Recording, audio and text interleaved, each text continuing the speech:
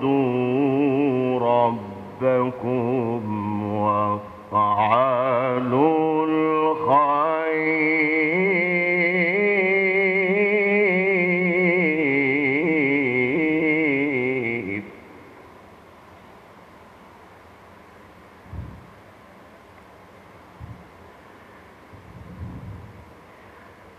وافعلوا الخير لعلكم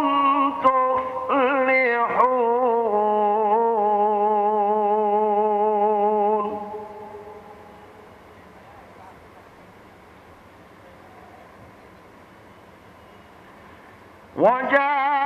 وجاهدوا في الله حق جهاده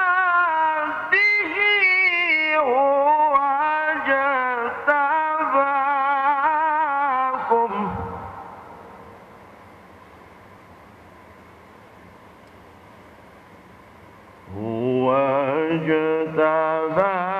اجتباكم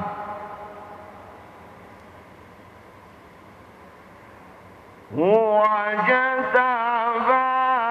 اجتباكم وما جعل عليكم في الدين من حرج ملة أبيكم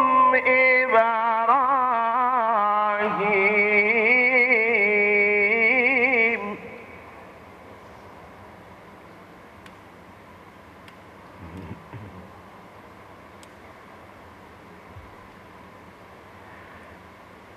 هو اجتباكم وما جعل عليكم في الدين من حرج ملة أبيكم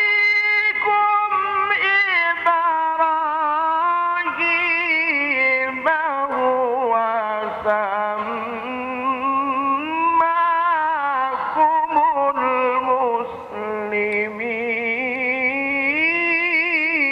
المسلمين.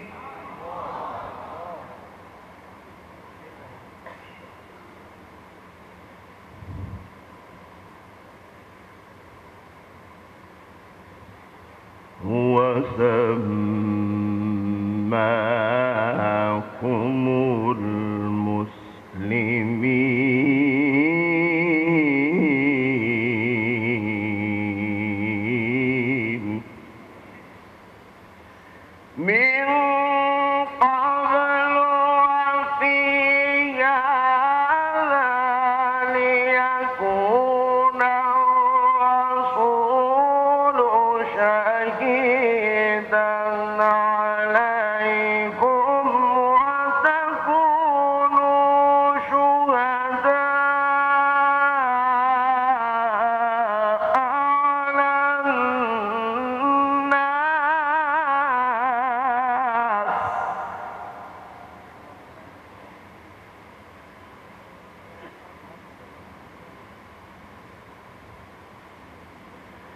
فأقيموا الصلاة وآتوا الزكاة واعتصموا بالله هو مولاكم فنعم المولى ونعم النصير.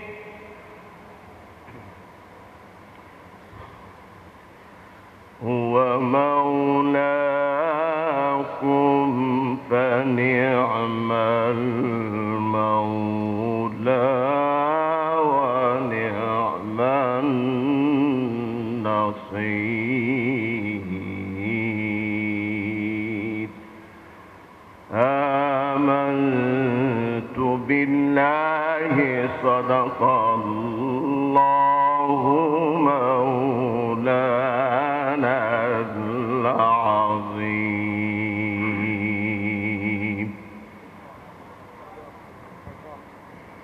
মাশাআল্লাহ, মারহাবা। আমরা পবিত্র কালামুল্লাহ থেকে তেলাওয়াতে কারিমা শুনলাম বিশিষ্ট কারি আমজাদ হোসেনের কাছ থেকে। সম্মানিত মুসল্লিয়ানে কেরাম, আমাদের মাঝে অতিথি হিসেবে উপস্থিত আছেন ঢাকা বিশ্ববিদ্যালয় ল্যাবরেটরি স্কুল কলেজের সম্মানিত يهدِল্লাহু ফালা মুদিল্লা লাহু ওয়া মান ইউদ্লিলহু ফালা হাদিয়া লাহু ওয়া নাশহাদু আন লা ইলাহা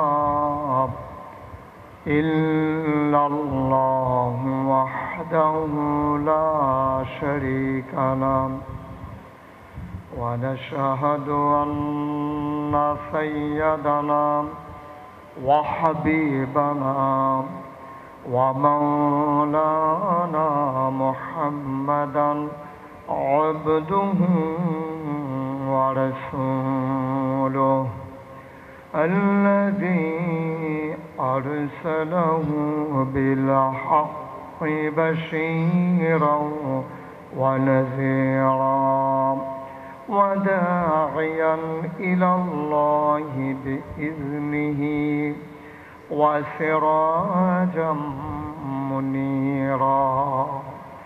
قال الله تعالى في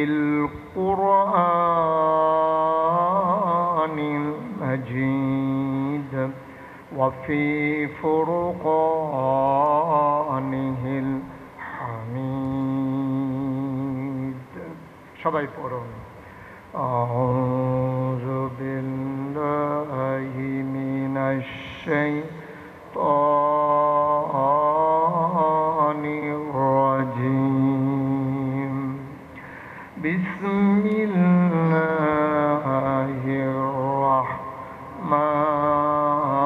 রাহমানির রাহিম।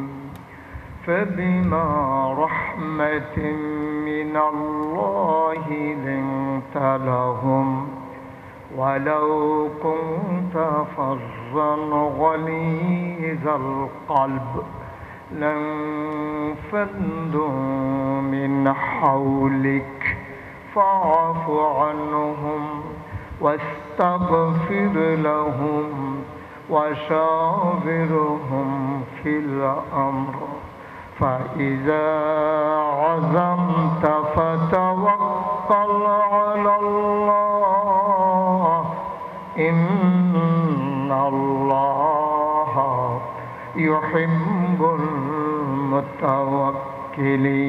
المتوكلين. إن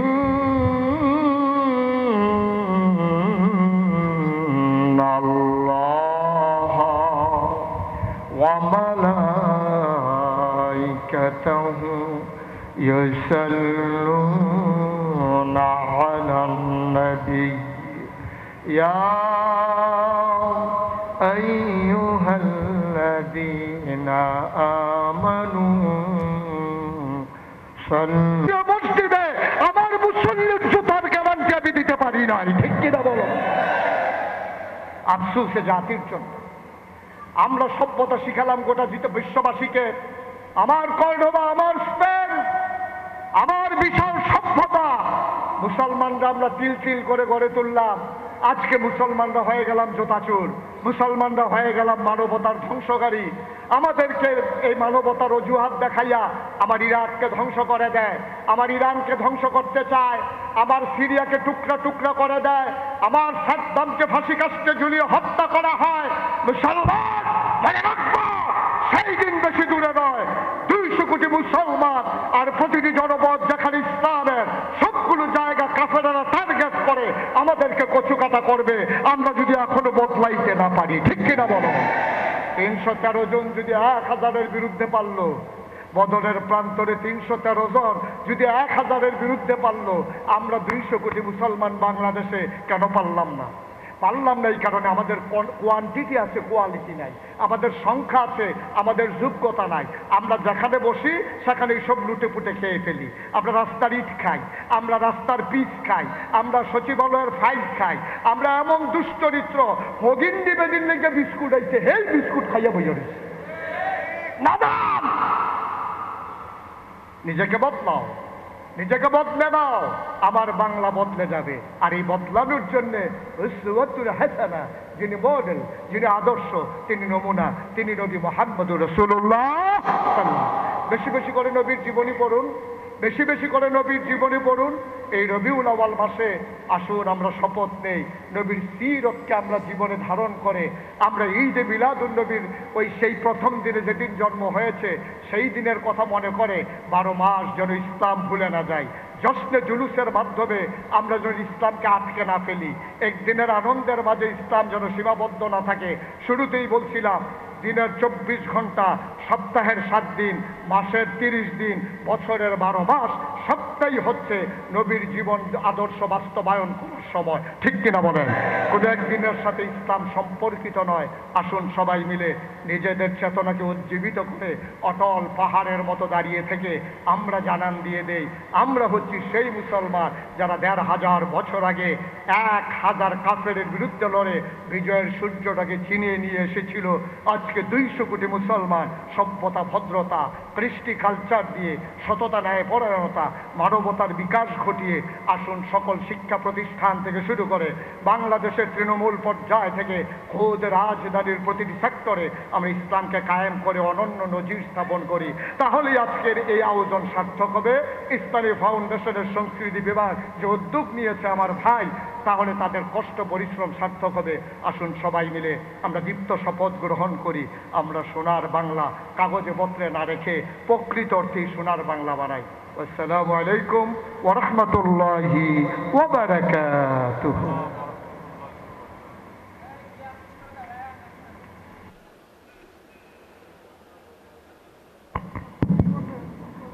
সম্মানিত মুসলিম কেরাম, একটু একটু বসলে মনে হয় জিনিসটা সুন্দর হতো না? এত সুন্দর আলোচনা শুনলাম, একটু আদবেরও তো বিষয় থাকে। আমরা ইসলামিক ফাউন্ডেশনের পক্ষ থেকে আমাদের সম্মানিত আলোচক মাওলানা মুস্তাক ফয়েজি পীর সাহেব, নাগাই দরবার সাহেব কুমিল্লাকে আমাদের ধন্যবাদ এবং কৃতজ্ঞতা জানাচ্ছি। মহান আল্লাহ তাআলা ওনার হায়াতে বরকত দিক এবং এই ধরনের ইসলামের খেদমতে আরও বেশি বেশি আঞ্জাম দেওয়ার তৌফিক দান করুন। এ পর্যায়ে খুব সংক্ষিপ্ত আকারে সভাপতির বক্তব্য রাখার জন্য অনুরোধ জানাচ্ছি ইসলামিক ফাউন্ডেশনের অর্থ হিসাবে পরিচালক জনাব মোহাম্মদ আব্দুল হামিদ খান সাহেবকে। জনাব মোহাম্মদ আব্দুল হামিদ খান। আসসালামু আলাইকুম রহমতুল্লাহি ওয়া বারাকাতুহু। সম্মানিত উপস্থিতি, আপনাদের বিরক্তির কারণ হব না, আমি 1 থেকে 2 মিনিট কথা বলার চেষ্টা করব ইনশাআল্লাহ। আজকে ইসলামিক ফাউন্ডেশন কর্তৃক আয়োজিত পক্ষকাল ব্যাপী সিরাতুল নবী সাল্লাল্লাহু আলাইহি ওয়াসাল্লাম অনুষ্ঠানে সম্মানিত আজকের প্রধান বক্তা, আমাদের সহকর্মীবৃন্দ, উপস্থিত মুসল্লিয়ান একরাম, আল্লাহ শুকরিয়া আদায়, মহান রব্বুল আলামিন আমাদেরকে এমন একটা নবীর উম্মত বানিয়েছেন যা বিশ্বে আর কারোর সৌভাগ্যে জোটে নাই। আমরা সেই রহমত আলামিনের রাসূল সাল্লাল্লাহু আলাইহি ওয়াসাল্লামের আমরা উম্মত হতে পারি, কত গর্বিত নাকি বলেন, তাই না? যিনি সৃষ্টি না হলে আল্লাহ পাক পৃথিবী সৃষ্টি করতেন না, তার কত বড় মর্তবা, কত বড় সৌভাগ্য নিয়ে আমরা পৃথিবী রেখেছি। আমি আপনাদের বিনয়ের সাথে দুটি কথা বলতে চাই। ভাইরা আমার, আজকে যে ইসলামিক ফাউন্ডেশন কর্তৃক আলোচনা সভা হলো, আজকে আমাদের প্রধান বক্তা আলোচনাগুলো করলো, ওনার সুরে আমি সুর মিলে বলতে চাই, আমরা রসুলের যদি আদর্শ ধরে রাখতে চাই, আমরা জীবনের সুন্দর পথ দেখতে পাবো। আর আমরা আল্লাহ রসুলের চরিত্র আদর্শ সরে যাই, আমাদের জন্য অন্ধকার জীবন নেমে আসবে। আমি উদাত্ত আহ্বান জানাই, আজকে আমরা যে সন্ধ্যা থেকে অদ্যবধি পর্যন্ত গুনাহ একটা জীবন পরিবেশ মুক্ত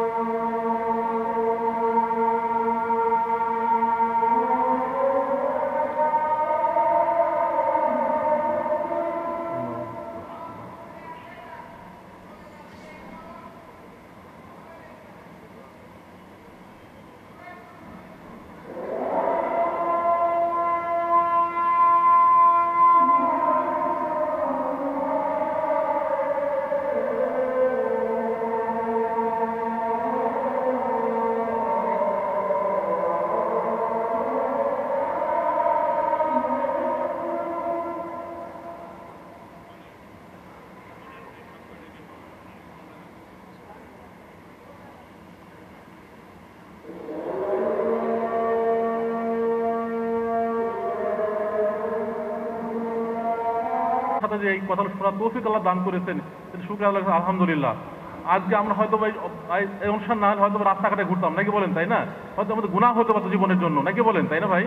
তো আপনারা বেশি বেশি ওয়াজ মাহফিলে বসবেন, তাহলে দিল মজবুত হবে, দিল সুন্দর হবে, কল পরিষ্কার হয়ে যাবে। আমরা বেশি আল্লাহ রসুলের তসবিহ পাঠ করি, দরুদ শরীফ পাঠ করি এবং রসুলের আদর্শ অনুযায়ী জীবনযাপন করি, তাহলে আশা করা যায় আল্লাহ পাক এই ওসিলা আল্লাহ পাক আমাকে মাফ করতে পারেন। তো আমি আজকের বক্তা আলোচনা করলেন, খুব চমৎকার আলোচনা করলেন। আমি ওনার সাথে সুর মেলে বলতে চাই, আল্লাহ পাক আমাদের যে তৌফিক দান করেছেন, এই আলোচনা অনুযায়ী আমরা পরবর্তী জীবনযাপন করতে পারি, আল্লাহ পাক সেই তৌফিক দান করুন। ওমা তৌফিক ইল্লা বিল্লাহ। আসসালামু আলাইকুম রাহমাতুল্লাহি ওয়া বারাকাতুহু। ربنا آتنا في الدنيا حسنة وفي الآخرة حسنة وقنا عذاب النار। আয় আল্লাহ তাআলা, আমাদের জীবনের গুনাহগুলো মাফ করে দাও। আমাদের আব্বা আম্মা, দাদা দাদি, নানা নানি, বংশধর যারা কবরে, তাদের কবরগুলারে তুমি মাওলা জান্নাতের টুকরা বানিয়ে দাও। মাওলা রব্বে করিম, আমাদের যার যত অভাব আছে দূর করে দাও, যার যত পেরেশানি আছে উদ্ধার করে নাও, যারা ঋণগ্রস্ত ঋণ মুক্ত বানিয়ে দাও, যারা অসুস্থ শিফায়ে কামেলা নসিব করে দাও। এই বাংলাদেশকে তুমি কবুল আর মঞ্জুর করে নাও। বহির্শত্রু আভ্যন্তরীণ শত্রুর হাত থেকে আমার দেশকে তুমি হেফাজত করো। শতকরা ৯২ জন লোক মুসলমানের দেশে তোমার আইন তুমি কায়েম করে দাও। আয় আল্লাহ তাআলা, ভালো মানুষের শাসন দাও, তোমার কোরআন সুন্নাহ মতে চলার তৌফিক দান করে দাও। ইয়া রাব্বাল আলামিন, ইসলামিক ফাউন্ডেশনের এই মহান উদ্যোগ আর উদ্যোগের সাথে যারা উদ্যোক্তা, সবাইকে তুমি মাওলা দীর্ঘ নেক হায়াত দান করে দাও। আয় আল্লাহ তাআলা, গতানুগতিকভাবে নয়, ব্যতিক্রমী করে সামনের বছর থেকে ব্যাপক আয়োজন করে সুবিশাল পরিসরে সুন্দর করে আয়োজন যেন বাস্তবায়ন করা যায়, সেই তৌফিক তুমি ম্যানেজমেন্টকে দান করে দাও। ইয়া রাব্বাল আলামিন, আমার এক ভাই দোয়া চেয়েছেন, স্ত্রী সন্তান সম্ভবা, মাওলা রব্বে কারীম, একটা ক্রাইসিস পিরিয়ড ওভারকাম করছে। মাওলা তুমি মাওলা তোমার কুদরতের মাধ্যমে শিফায়ে কামেলা নসিব করে দাও। আমরা সবাই তোমার কুদরতি হাতে সফর্দ হয়ে গেলাম, তুমি মাওলা সবার জামিনদার হয়ে যাও। আয় আল্লাহ তাআলা, যারা এতক্ষণ ধরে কথা শুনলো, বুঝলো, জানলো, সেই অনুযায়ী আমাকে এবং সবাইকে আমল করার তৌফিক তুমি দান করে দাও। রব্বানা ফাগফির লানা যুনুবানা ওয়া কাফফির আন্না সাইয়্যাতিনা ওয়া তাওয়াফফানা মাআল আবরার। আয় আল্লাহ তাআলা, সবার কাছে আমি একটা দোয়া চাই। কুমিল্লা নাগাইশ দরবার কমপ্লেক্সে 30 কোটি টাকা ব্যয়ে আয় আল্লাহ একটা মসজিদ এবং একটা হাসপাতালের কাজ চলতেছে। আগামী শুক্রবারে দোতলার ছাদের ঢালাই হবে। তোমার কুদরতের মাধ্যমে আমার মসজিদের কাজের ঢালাই সুসম্পন্ন করে দাও। আসমানি বালা, জমিনি বালা, হাওয়াই বালা থেকে হেফাজত করো। আয় আল্লাহ তাআলা, বিশাল কাজ, যে কাজের ভিতরে বিশাল অঙ্কের দরকার আল্লাহ, 40 টন রড লাগে, 50,000 ইট লাগে। আয় আল্লাহ, 80 লক্ষ টাকা মিস্ত্রি খরচ লাগে, 1500 বস্তা সিমেন্ট লাগে, 2600 ঘনফুট পাথর লাগে। মাওলা রব্বে করিম, এই আয়োজনের ভিতরে রহমত আর বরকত তুমি নাযিল করে দাও। আমিন আমিন আমিন ইয়া রাব্বাল আলামিন। হায়াত যেদিন শেষ হয়ে যাবে, রুহু যেদিন গলার মাঝামাঝি আটকে যাবে, ওই কঠিন মুসিবতের সময় তুমি রাজি থেকে তোমার হাবিবকে রাজি রেখে আমাদের কণ্ঠে ওই মধুর কলেমা তুমি জারি করে দিও, লা ইলাহা ইল্লাল্লাহু মুহাম্মাদুর রাসূলুল্লাহ সাল্লাল্লাহু আলাইহি ওয়াসাল্লাম। আসসালামু আলাইকুম ওয়া রাহমাতুল্লাহি ওয়া বারাকাতুহু। ওয়ালাইকুম আসসালাম। أركبك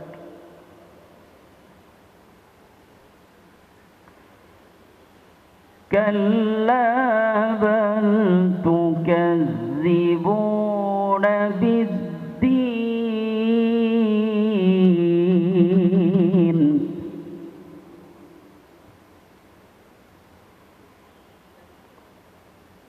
وإن عليكم لحافظين كراما كاتبين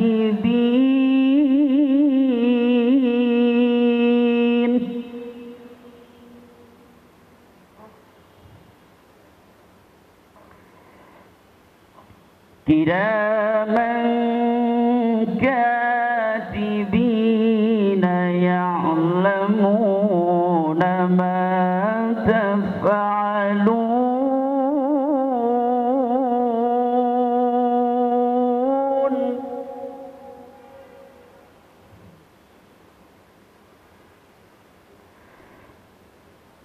إن الأبرار لفي نعيم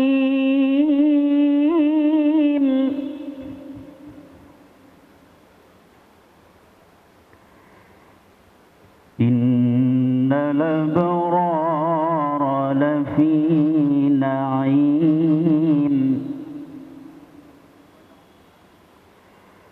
وإن الفجار لفي جحيم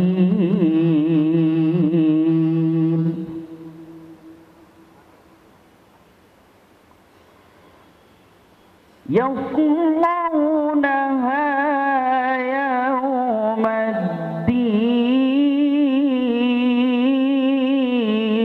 الدين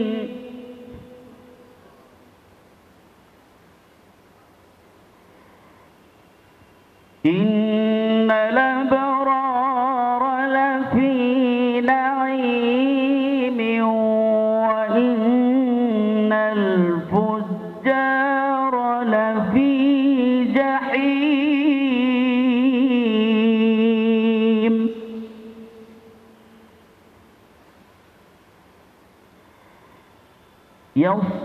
يصلونها يوم الدين وما هم عنها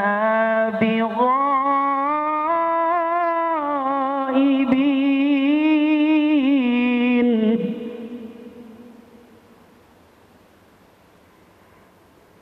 وما أدريك ما يوم الدين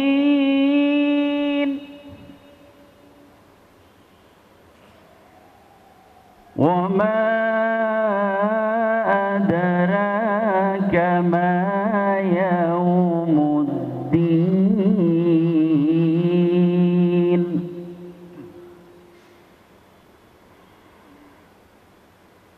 وما أدراك ما يوم الدين ثم ما أدراك ما يوم الدين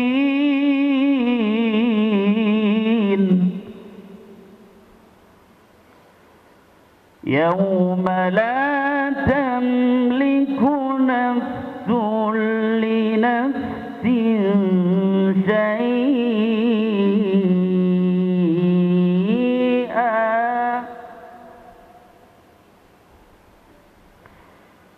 يوم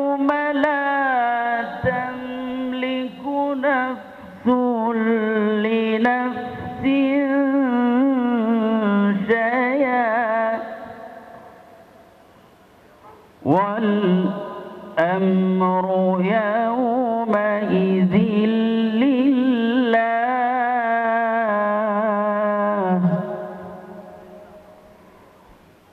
والأمر يومئذ لله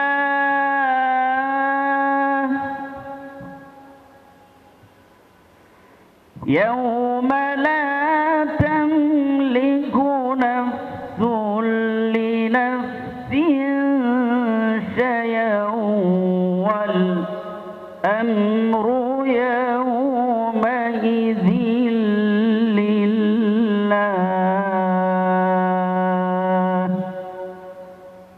صدق الله العظيم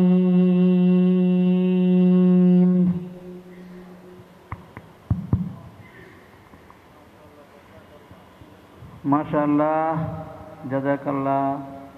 আমরা আন্তর্জাতিক খ্যাতিসম্পন্ন কারি জনাব সোহাইব আল আজহারিকে ইসলামিক ফাউন্ডেশনের পক্ষ থেকে আন্তরিক ধন্যবাদ এবং কৃতজ্ঞতা জানাচ্ছি সুললিত কণ্ঠে পবিত্র কোরআন থেকে তেলাওয়াত শোনাবার জন্য। বাইতুল মোকাররম জাতীয় মসজিদের সম্মানিত মুসল্লিয়ান ইকরাম, আপনারা ইতিমধ্যেই জেনেছেন যে আমাদের আজকের এই সেশনে আমরা দুইটি বিষয়ের উপরে দুইজন বিখ্যাত আলোচকের আলোচনা শুনব। এখনই আলোচনা পেশ করবেন সামাজিক অবক্ষয় ও বিশৃঙ্খলা রোধে বিশ্বনবী সাল্লাল্লাহু আলাইহি ওয়াসাল্লামের আদর্শ, এই বিষয়ের উপরে আলোচনা পেশ করবেন বিশিষ্ট আলেমে দ্বীন মুফতি নজরুল ইসলাম কাসেমি, খতিব শাহজাদা লেন, জামে মসজিদ, ঢাকা। আমি বিজ্ঞ আলোচক মহোদয়কে অনুরোধ জানাবো 50 মিনিটের মধ্যে আলোচনাটি সীমিত রাখলে একটু ভালো হবে আর কি, যেহেতু আমাদের আরেকজন আলোচকের আলোচনা আমরা শুনবো। তো আমি ইসলামিক ফাউন্ডেশনের পক্ষ থেকে আমাদের বিজ্ঞ আলোচক মহোদয়কে ধন্যবাদ এবং কৃতজ্ঞতা জানিয়ে নির্ধারিত বিষয়ের উপরে আলোচনা শুরু করার জন্য বিনয়ের সাথে অনুরোধ জানাচ্ছি। السلام عليكم ورحمة الله وبركاته. الحمد لله الحمد لله الذي لا تراه العيون ولا تخالطه الظنون ولا يصفه الواصفون ولا تغيره الحوادث ولا يخشى الدوائر، يعلم مثاقيل الجبال ومكائل البحار وعدد قطر الأمطار وعدد ورق الأشجار وعدد ما أظلم عليه الليل وأشرق عليه النهار، ولا تباري منه سماء سماء ولا أرض أرضا ولا بحر ما في قاري ولا جبل ما في واري. هو الأحد الصمد الذي لم يتخذ صاحبة ولا ولد، خلق الخلق وأحصاهم عدد، رفع السماء بقدرته بغير عمد، بسط الأرض بقدرته على ماء الجمد، قسم الرزق فلا ينسى من خلقه أحد، ولم يكن له كفوا أحد.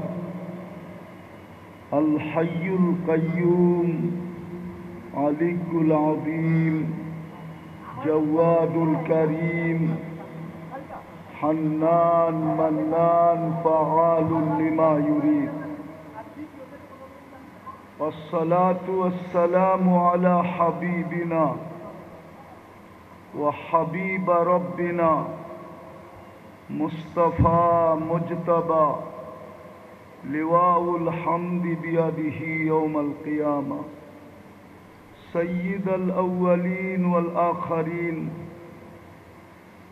إمام المرسلين رسول رب العالمين بشيرا ونذيرا داعيا إلى الله رحمة للعالمين شفيع المذنبين حريص بالمؤمنين رؤوف رحيم صلى الله عليه وعلى آله وأصحابه وأتباعه صلاة وسلاما كثيرا كثيرا أما بعد فأعوذ بالله من الشيطان الرجيم بسم الله الرحمن الرحيم ألف لام را كتاب أنزلنا إليك لتخرج الناس من الظلمات إلى النور وقال جل جلاله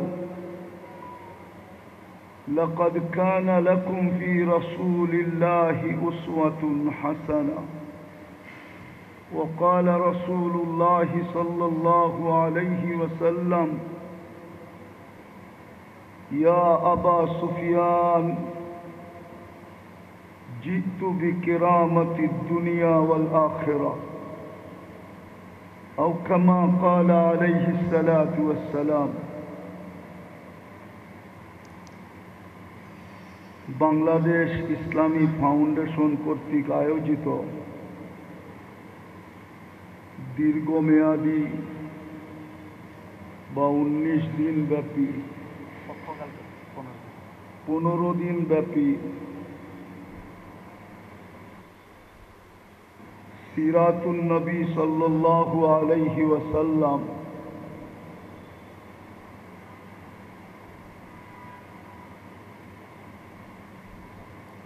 আজকের সম্মানিত সভাপতি উপস্থিত মুসল্লিয়ানে কেরাম কোরআন হাদিস থেকে যতটুকুই তেলাওয়াত করলাম আশা রাখি অল্প সময়ের ভিতরে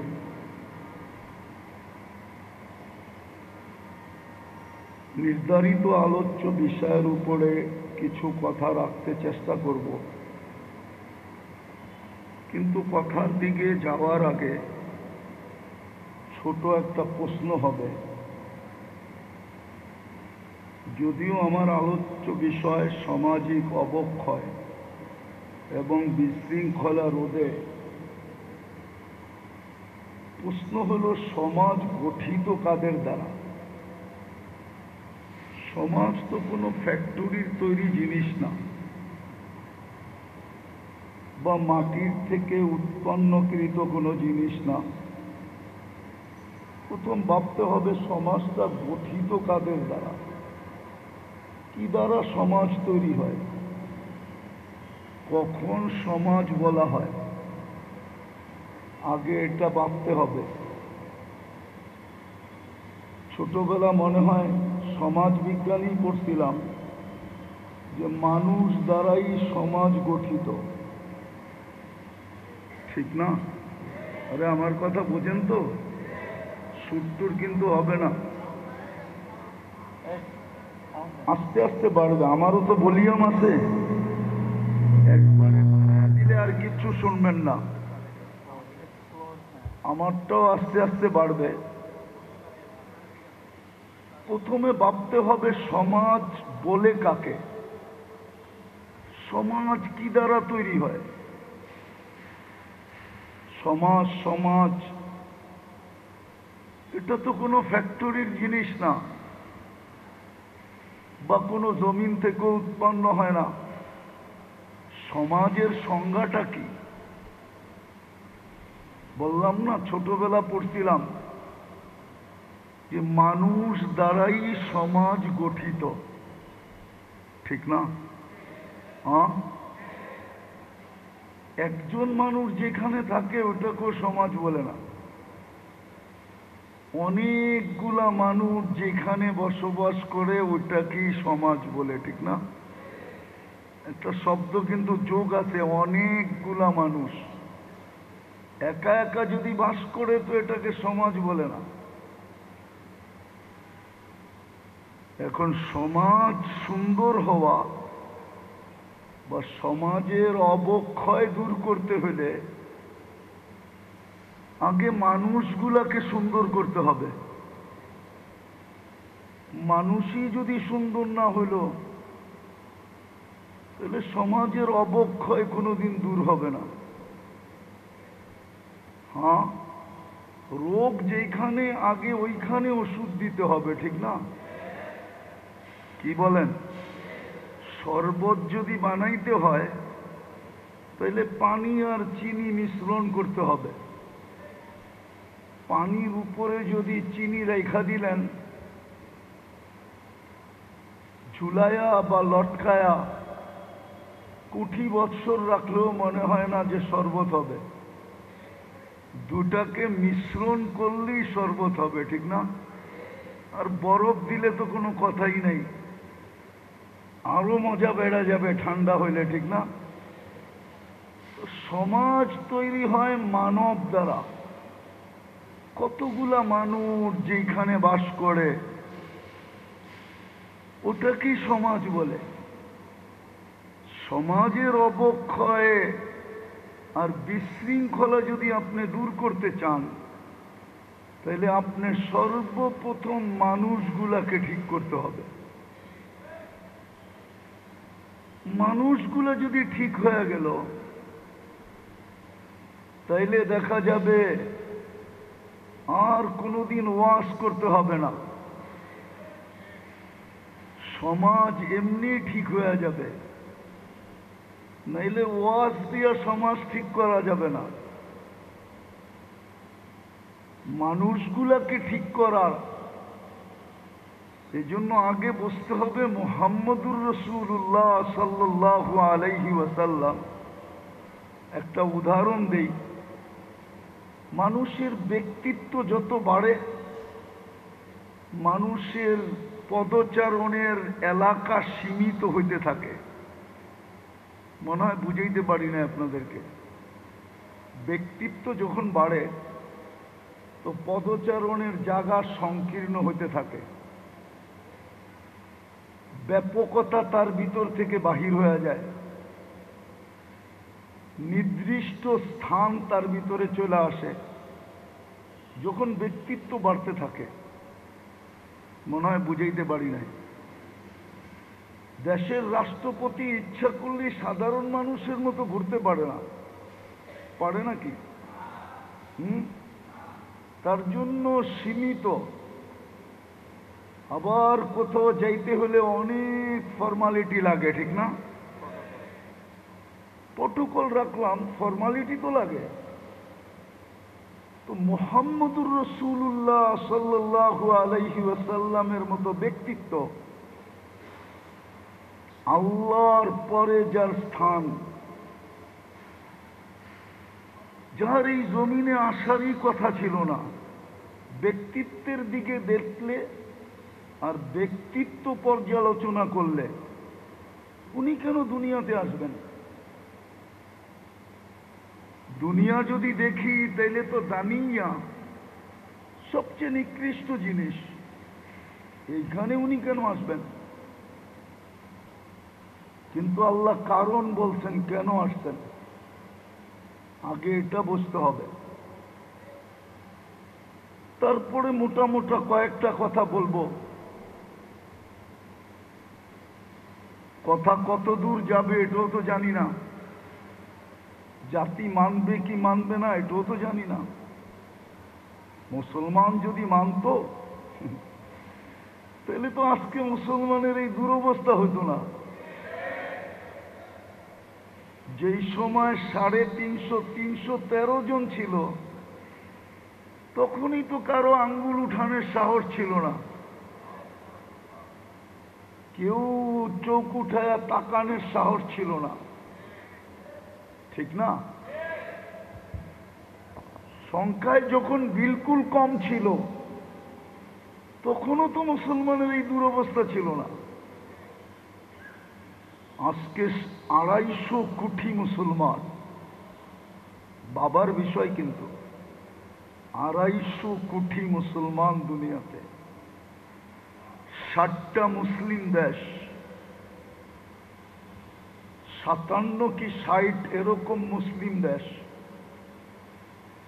দুনিয়ার সবচেয়ে বড় টাকা কারেন্সি মুসলমানের কাছে। মুসলমানের চেয়ে বড় কারেন্সি কারো কাছে নাই। কুয়েতের 1 টাকা দিলে আমেরিকান $5 পাওয়া যায়। ইংল্যান্ডের 3.5 পাউন্ড পাওয়া যায়। ইউরোপের 4 ইউরো পাওয়া যায়। শুধু কুয়েতের টাকা বড় না, বাহরাইনের টাকাও বড়। শুধু বাহরাইনের টাকা বড় না, ওমানের টাকা বড়। শুধু ওমানের টাকা বড় না, ব্রুনাইয়ের টাকা আরো বড়। দুনিয়ার সবচেয়ে দামি জিনিস মুসলমান ব্যবহার করে। দুনিয়ার সবচেয়ে দামি জিনিস কে ব্যবহার করে? মুসলমান ব্যবহার করে। দুনিয়ার কোন যুবরাজের গাড়ি 24 ক্যারেট সোনায় মোড়ানো নাই, শুধু একমাত্র মুসলমান যুবরাজদের আছে। দুবাই যুবরাজের গাড়ি 24 ক্যারেট সোনায় মোড়ানো। ব্রুনাইয়ের প্রেসিডেন্টের এন্টার গাড়ির পার্টস স্বর্ণ দিয়া বানানো। দুনিয়ার সবচেয়ে কাপড় চোপড় বেশি মুসলমান পরে, মুসলমানের চেয়ে বেশি কাপড় চোপড় কেউ পরে না, এবং দামি কাপড় চোপড় পরে। আপনি নেটে গেলে পাবেন বিল গেটসের প্যান্টের দাম কত, নেটে দেওয়া আছে। শার্টের দাম কত, নেটে দেওয়া আছে। আমার মনে হয় না ওর কোনো শার্ট $300 উপরে পাবেন আপনি। $300 ওই দেশের 300 টাকা, ঠিক না? কি? আর আমাদের যুবকদের বাপের হোটেলে খায়া ওদের প্যান্ট দেখবেন, জুতা দেখবেন 12 হাজার টাকা, 20 হাজার টাকা। গেঞ্জি পরে 4-5 হাজার টাকা, কিন্তু বাপের হোটেলে, নিজের কামাই না। তো মুসলমানের চেয়ে বেশি দামি পোশাক কাপড় চোপড় দুনিয়ার কেউ পরে না। আবার মাত্রার দিক দিয়ে মুসলমানের চেয়ে বেশি পোশাক আদি কারো কাছে নাই। এই ছোট মজমা যা বসা আছে, আপনাদের ঘরে ব্যবহৃত যা কাপড় আলমারিতে আছে, মনে হয় 5 বছর ব্যবহার করলেও এগুলা শেষ করা যাবে না। কি সত্য তো? হ্যাঁ, 5 বছর যদি কাপড় না কিনেন আর এগুলা কি যদি ওয়াশ করে ব্যবহার করেন, 5 বছর চলবে না? চলবে না? হ্যাঁ, কিন্তু দুনিয়ার কোনো দেশে ব্যবহৃত কাপড় এত আলমারিতে নাই। আপনি ইউরোপ চলে যান, আমেরিকা চলে যান, কানাডা চলে যান, আমাদের যেরকম রাস্তার মোড়ে মোড়ে ডাস্টবিন রাখা, ওদের কদমে কদমে পুরান কাপড় ড্রপ করার জন্য বক্স রাখা। ওই বক্সে লেখা আছে তোমার ব্যবহৃত কাপড় এইখানে রাখো। প্রত্যেক সুপার মার্কেটের সামনে আছে।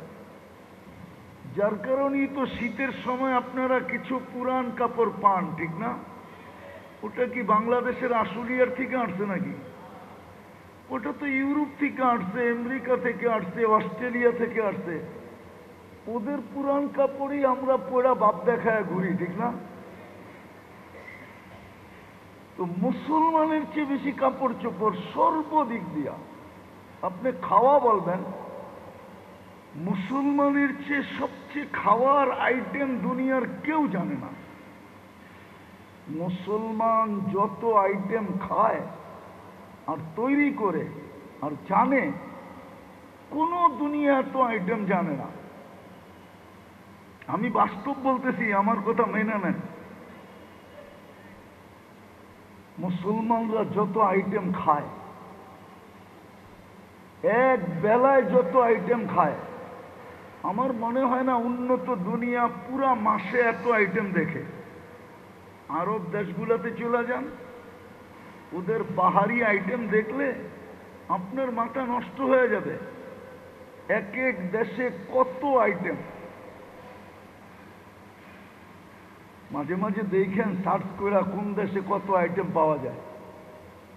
ওরা সারা মাসে এত আইটেম খায় কিনা সন্দেহ, চোখে দেখে কিনা সন্দেহ।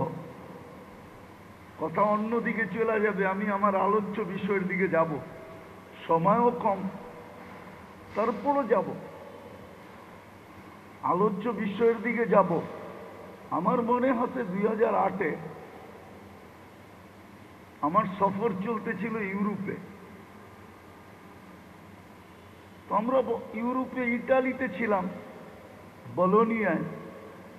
তো দস্তরখানে যখন খাওয়া লাগছে, তো আমার পাশেই বসা ছিল নবমুসলিম এক শিল্পপতি। তো আমাকে তর্জমানের মাধ্যমে বলতেছিল যে দস্তরখান দেখলে আমার বিশ্বাস হয় জান্নাতে এত আইটেমের খাওয়ান হবে। কেননা ওই দিন শুধু মাছের আইটেম ছিল 27 প্রকার, বুঝবার। আমি জিজ্ঞেস করলাম কেন? ইসলামের আগে তো 24 ঘন্টা কামাইতে যে খাওয়ার সুযোগ হইতো না, হয়তো সারাদিনে একটা বার্গার অথবা একটু পিজা অথবা একটু হটডগ, যা ওদের দেশে খায় চলতে চলতে খায়া নিতাম। কিন্তু ইসলামে ঢুকার পরে দেখতেছি যে খাওয়ার আইটেম কত। কিন্তু আমার প্রশ্ন হলো, আজকে মুসলমানের এই দুরবস্থা কেন? সামাজিকভাবে বলেন, পারিবারিকভাবে বলেন, রাষ্ট্রীয় তো বাদই দিলাম, কেন আমাদের এই দুরবস্থা?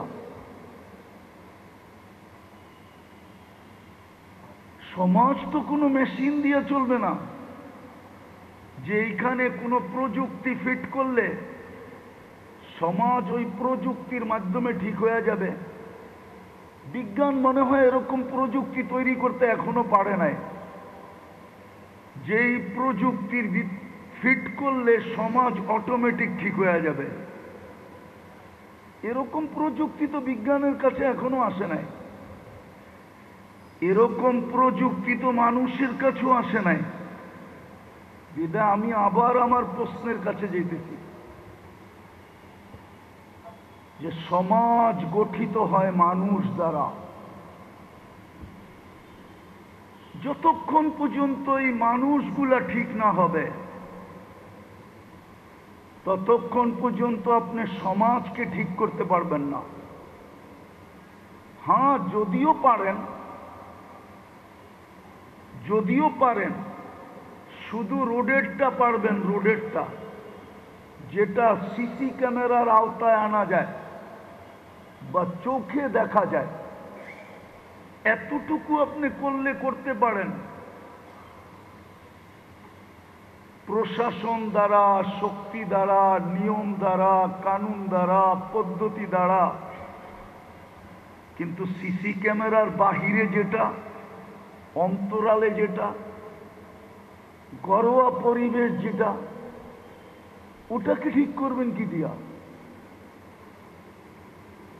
যদিও আমরা বড় আকৃষ্ট হই, উন্নত বিশ্বের অনেক কিছু দেখে আমরা খুব আকৃষ্ট হই, যে রাস্তার রীতি নীতি, নাগরিক সুযোগ সুবিধা, অনেক কিছু দেখে আমরা আকৃষ্ট হই। কিন্তু সত্য এটাই, এটা ওদের আবিষ্কার না। ওরা আসল জিনিস, র ম্যাটেরিয়ালস নিছেন এক জায়গার থেকে। যেমন কোনো জিনিস তৈরি করতে হইলে র ম্যাটেরিয়ালস আগে আনতে হয়, তারপরে মেশিনে দিয়া নিজের ডাইসের মাধ্যমে ইচ্ছা মতে ওটাকে বানায় নিতে হয়। ওরা মূল নীতিটা কিন্তু আমাদের থেকেই নিয়েছিলেন। আপনি মেনে নেন আমার কথা, মূল নীতিটা কিন্তু আমাদের থেকেই নেওয়া, কোরআন থেকে নেওয়া, হাদিস থেকে নেওয়া। কিন্তু ওইটাকে ওরা মোটিফাই করছে, ওরা আপনাকে আকৃষ্ট করছে। কিন্তু আপনার কাছে জাওহার ছিল, আপনার আমার কাছে মাগনাতিস ছিল, চুম্বক ছিল, জাদু ছিল, ম্যাজিক ছিল।